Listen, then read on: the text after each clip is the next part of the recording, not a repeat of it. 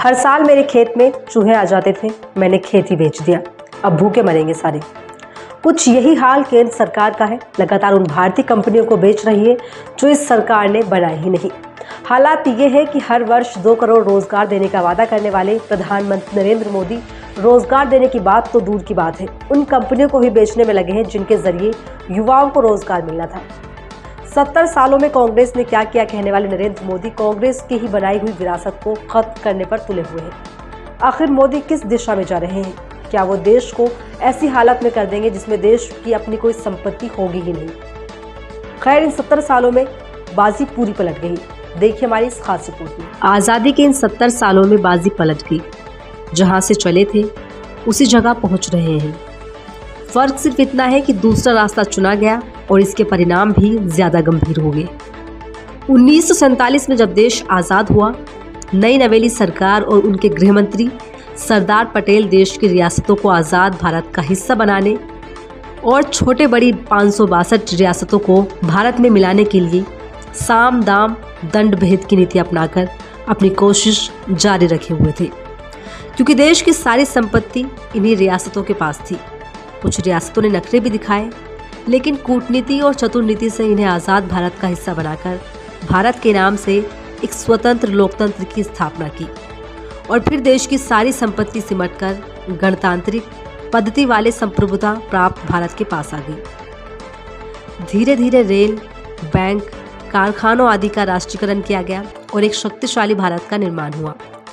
मात्र 70 साल बाद समय और विचार ने करवट ली है। कुछ ताकतें पूंजीवादी व्यवस्था के कंधे पर सवार होकर राजनीतिक परिवर्तन पर उतारू हैं। लाभ और मुनाफे की विशुद्ध वैचारिक सोच पर आधारित ये राजनीतिक देश को फिर से 1947 के पीछे ले जाना चाहती है।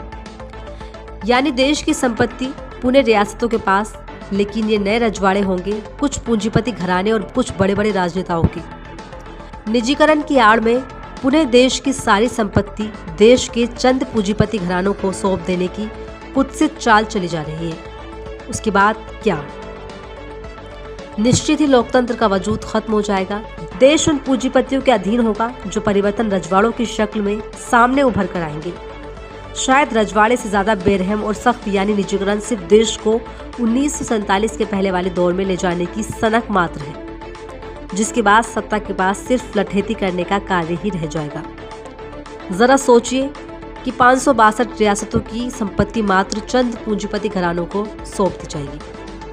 ये मुफ्त इलाज के अस्पताल, धर्मशाला या प्याऊ नहीं बनवाने वाले हैं जैसे कि रियासतों के दौर में होता था। ये हर कदम पर पैसा उगाही करने वाले काले अंग्रेज होंगे। निजीकरण एक व्यवस्था नहीं बल्कि पुनः रियासतीकरण है।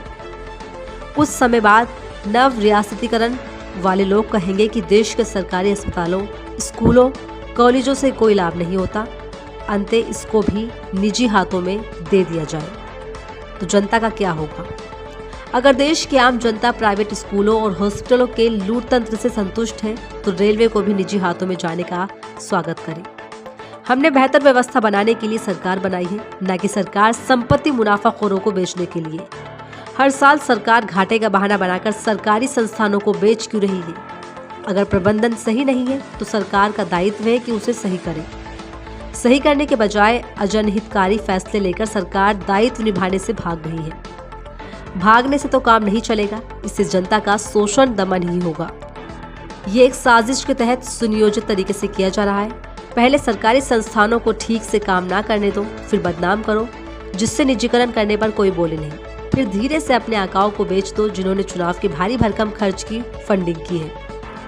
याद रखिए, पार्टी फंड से गरीब मजदूर किसान पैसा नहीं देता, पूंजीपति देता है, और पूंजीपति दान नहीं देता, निवेश करता है। चुनाव के बाद मुनाफे की फसल काटता है। आइए विरोध करें निजीकरण का। सरकार को एहसास कराए कि वो अपनी जिम्मेदारियों से भागे नहीं, सरकारी संपत्तियों को बेचे नहीं। अगर कहीं घाटा है तो प्रबंधन ठीक से करे। वैसे भी सरकार का काम सामाजिक होता है, मुनाफाखोरी नहीं। न्यूज़ साथ सच का।